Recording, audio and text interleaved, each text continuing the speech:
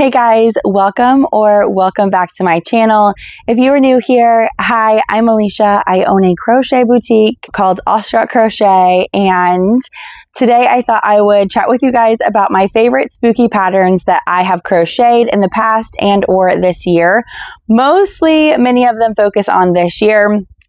And I've been promising you guys this video for so long, and I just haven't had a chance to sit down, jot down my thoughts of what were my favorite patterns, and then share them with you guys. I'm so sorry. It's been so busy.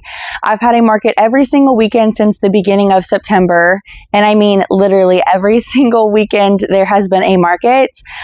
This weekend was my first weekend off, and we took our kids to the pumpkin patch, which was so fun. But then I also have markets coming up in the upcoming weekends. So this is my chance.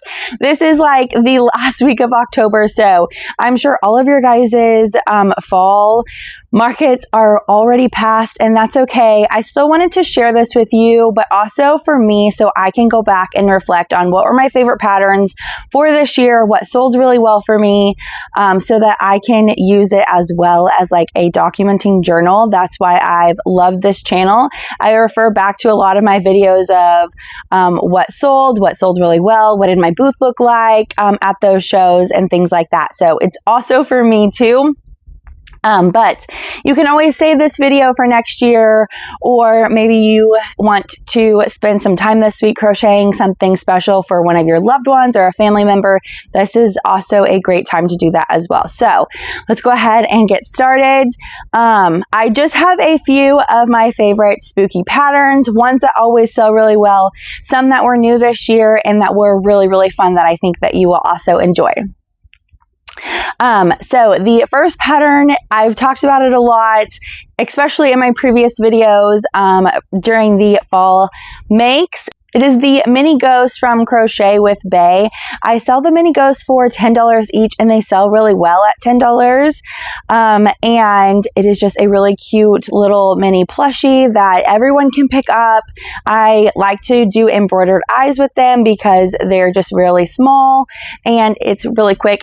That way anyone can buy it for any loved one, and it's perfect. So the mini ghost is highly recommended. I always crochet a ton of them, and I usually sell all of them by the end of the season. The next up is the candy corn bees from Emmy Sue Designs. She has the pattern as a original bee, but I just modify it with candy corn colors. I do the first couple rounds in yellow and then switch to orange and then finish with white. I've seen a lot of people do it the opposite way, where they start the face with white first and then go work their way back. I personally don't like the white face bee, and so that's why I start with yellow first and then work my way back. And then I use black wings for the bee. So I just modify it. It's a free pattern on Instagram. I'll link it down below for you guys, but I sell the bee at $10 each as well. Next up is Bowie the Bat. I've loved Bowie the Bat. It's so fun. You can use several different colors, like different types of grays, like a light gray, a dark gray. My favorite colors to use are dark gray, lead from Bernat Blankets, and black. Those three colors always sell really well for me.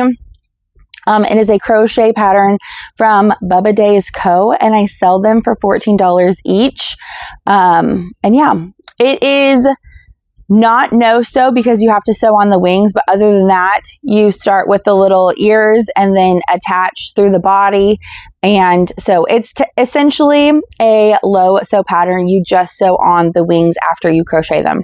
Also this year, I was really excited to try Wilder and Jean Co.'s ribbed pumpkins.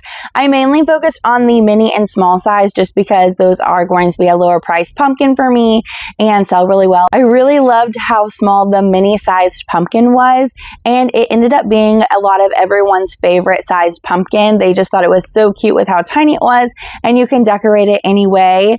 And so it was really perfect. I sold the mini size for $6 $20 and the small size for $15. And they were the most popular sized items to be picked up. I started to do the buy two get one free, and that really cleared out all the pumpkins, even the pumpkins that I previously made from Cameron's Cute Creations. A lot of people did like those style pumpkins too, but I think that a lot of people just like the traditional ribbed pumpkin, and I think that's what sold really well for me. If you are looking for a new style pumpkin to try, give the ribbed pumpkin pattern a try. I think that you guys will really enjoy it. Next up on my list is the Boo Crew. It is a new pattern from My Dear Knot. This one was really, really fun. I got a lot of compliments on the mummy. I actually only had time to make 2 of the 4 little Boo Crew people.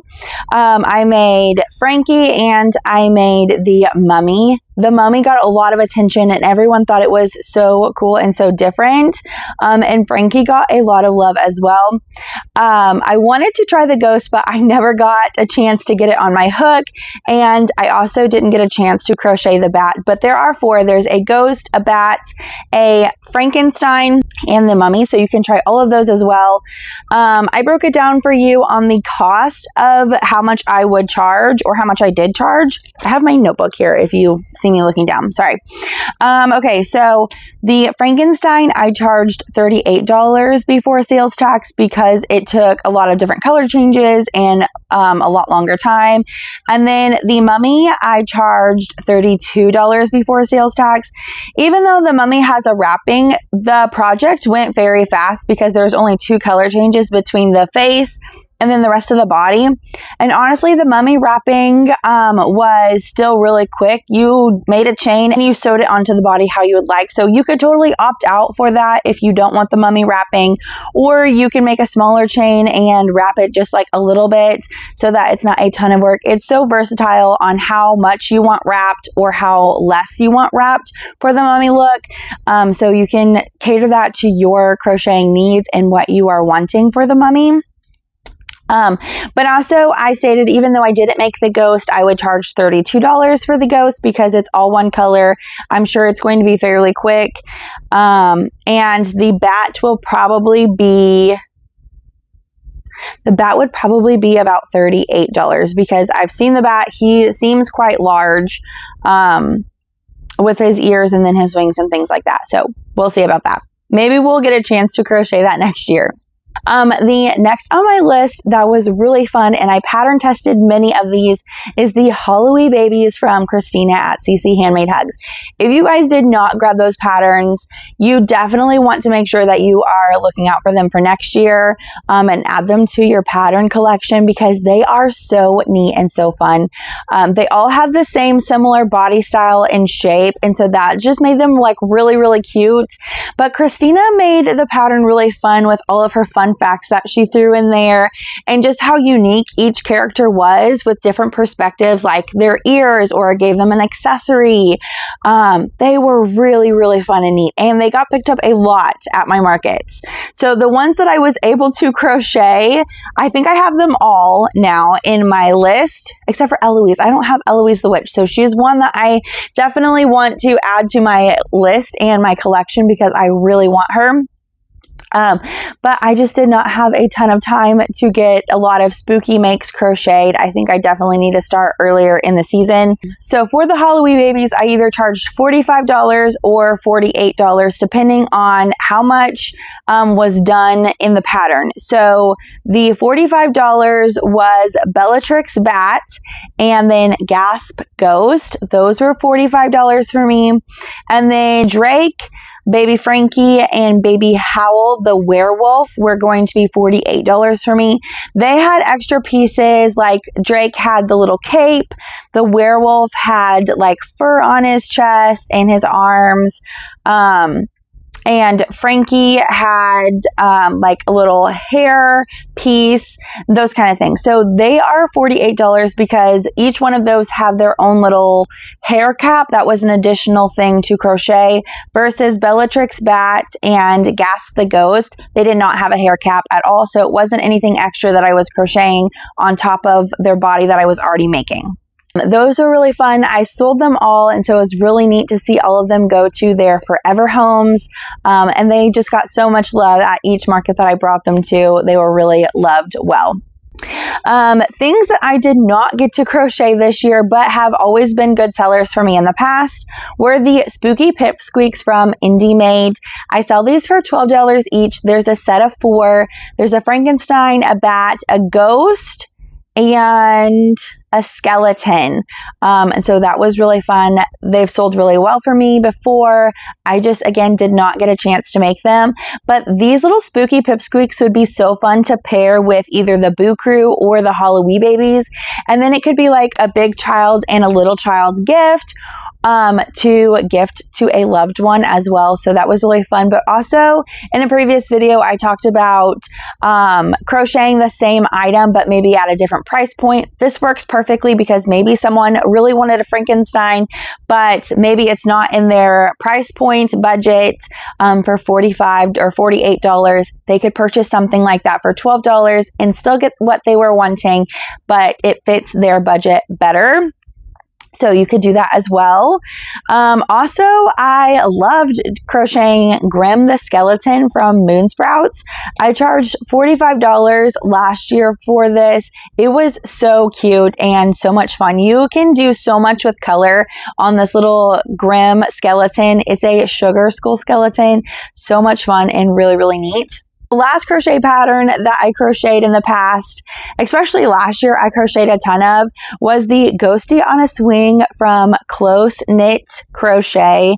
I sold them for $10 each and they sold really well for me, but I just did not get a chance to crochet them this year. I crocheted all of the ghost bodies, but I could not get myself to crochet the actual swings.